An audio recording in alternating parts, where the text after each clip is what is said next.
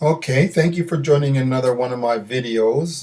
My name is Cliff. If you haven't seen any of my videos before, you're welcome to see it, any that I've made. They're on my channel, Clifford Walters. And I'm here to proclaim that the Lord and Savior Jesus Christ has sent the Holy Spirit to let me know the things are coming to an end.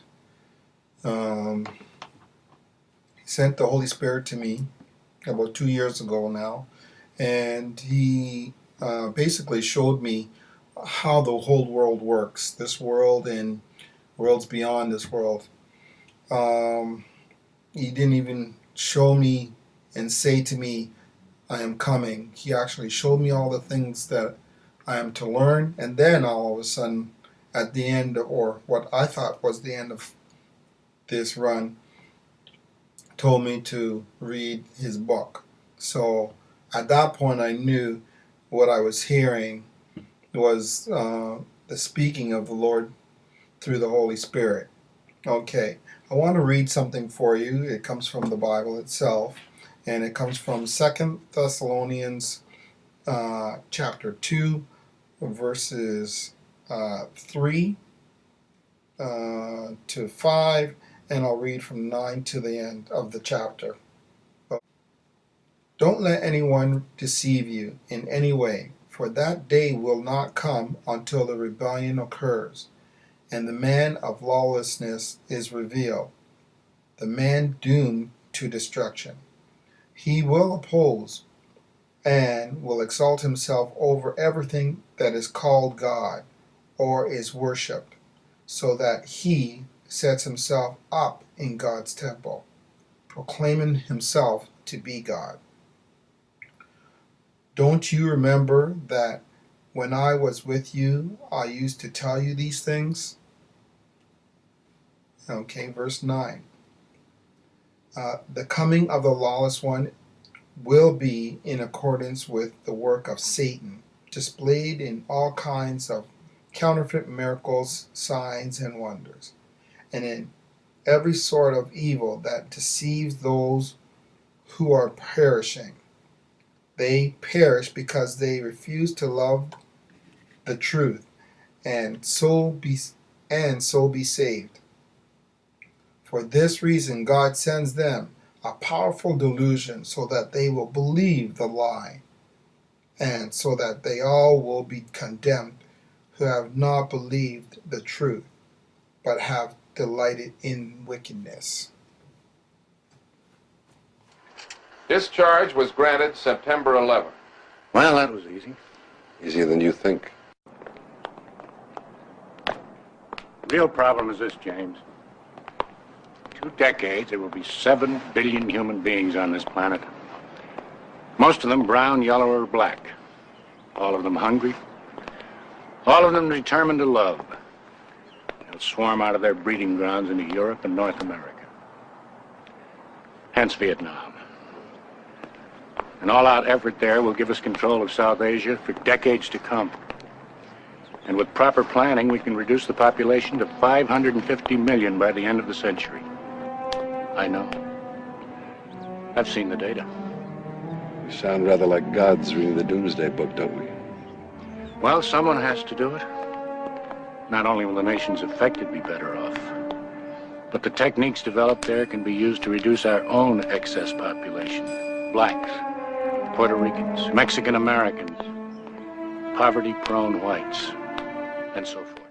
Well, here you have a clip of a movie made in 1973 showing the plans of the evil one a long time ago. He does this nearly in all his movies, the big movies anyways. Some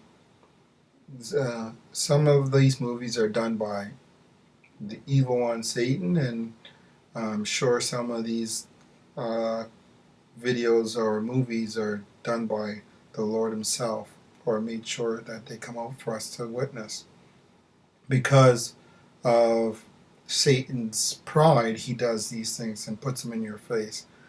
for the Lord, it's because he's trying to get somebody to hear the message that he's trying to show you. Watch another clip. They do it all the time, like I said. So the way I see it, the question isn't, why should you work for the NSA? The question is, why shouldn't you? Why shouldn't I work for the NSA? It's a tough one. But I'll take a shot. Say I'm working at the NSA and somebody puts a code on my desk, something no one else can break.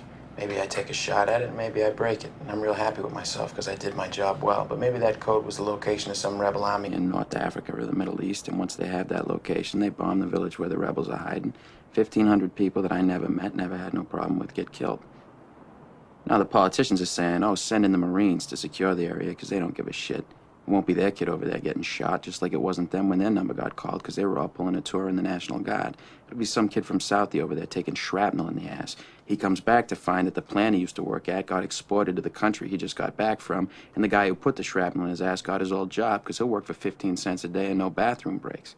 Meanwhile, he realizes the only reason he was over there in the first place was so that we could install a government that would sell us oil at a good price. And of course, the oil companies use a little skirmish over there to scare up domestic oil prices. A cute little ancillary benefit for them, but it ain't helping my buddy at $2.50 a gallon. They're taking their sweet time bringing the oil back, of course. Maybe they even took the liberty of hiring an alcoholic skipper who likes to drink martinis and fucking play slalom with the icebergs. It ain't too long till he hits one, spills the oil, and kills all the sea life in the North Atlantic. So now my buddy's out of work, he can't afford to drive, so he's walking to the fucking job interviews, which sucks because the shrapnel in his ass is giving him chronic hemorrhoids, and meanwhile he's starving because every time he tries to get a bite to eat, the only blue plate special they're serving is North Atlantic scrod with Quaker steak. So what did I think? I'm holding out for something better. I figure, fuck it, while I'm at it, why not just shoot my buddy? Take his job, give it to his sworn enemy, hike up gas prices, bomb a village, club a baby seal, hit the hash pipe, and join the National Guard. I could be elected president. Why don't we think about all this that is going on just as a preamble? You got any plans after this? You have a rather unique skill set. I'd be interested in offering you a job. Work. For you. It's not really as bad as it seems. It's all going to be done in any case. You might as well be on the side that gets you well paid for your efforts. And what side are you on? There are no sides. There's no Sunnis and Shiites. There's no Democrats and Republicans. There's only haves and have-nots. What exactly does working for you entail, Senator? Huh? Raping and murdering innocent women and children, you sick fuck? You sanctioned the mass murder of an entire village so a pipeline could go through. One village! And it brought stability to the region, which means that no one chops off their arms because their grandmother's grandfather belonged to a different tribe. They like us down there, boy.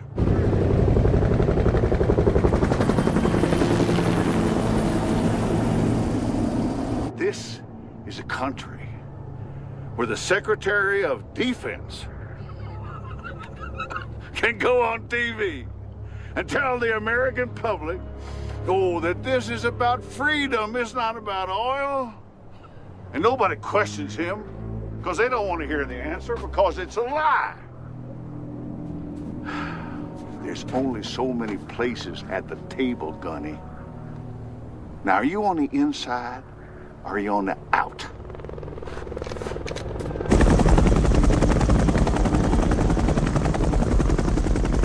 It's the FBI. It's gonna be okay. Hold this. One of them betrays the principles of the I don't think so, Senator. What are you doing? Saving our lives. That proved you were innocent! Nobody out here is innocent. This stuff's plutonium. Nobody can handle it without dying. You hand it over to the authorities, it's just gonna disappear along with us. Unless you want to get buried in the hills outside Terlingua. I'm out, old man. I'm just a peckerwood who lives in the hills with too many guns. You happy?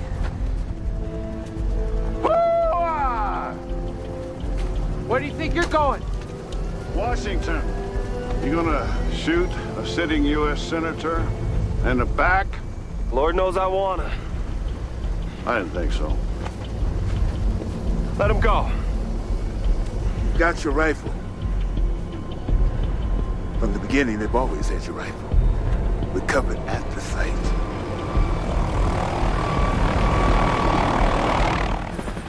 war. We're a warlike people. We like war because we're good at it. And you know why we're good at it? Because we get a lot of practice. This country's only 200 years old, and already we've had 10 major wars. We average a major war every 20 years in this country, so we're good at it. And it's a good thing we are. We're not very good at anything else anymore. Huh? Can't build a decent car, can't make a TV set or a VCR worth the fuck. Got no steel industry left, can't educate our young people, can't get health care to our old people, but we can bomb the shit out of your country, all right? Especially if your country is full of brown people. That's our new job in the world, bombing brown people. Iraq, Panama, Grenada, Libya, you got some brown people in your country, tell them to watch the fuck out, or we'll goddamn bomb them. Well, when's the last white people you can remember that we bombed? Can you remember the last white, can you remember any white people we've ever bombed? The Germans, those are the only ones, and that's only because they were trying to cut in on our action. They wanted to dominate the world. Bullshit, that's our fucking job! Now, you probably noticed I don't feel about that war the way we were told we were supposed to feel about that war, the way we were ordered and instructed by the United States government to feel about that war. My mind doesn't work that way. I got this real moron thing I do, it's called thinking. And I'm not a very good American because I like to form my own opinions. I don't just roll over when I'm told to. Sad to say, most Americans just roll over on command. Not me. I have certain rules I live by. My first rule, I don't believe anything the government tells me. Nothing. Zero. Nope.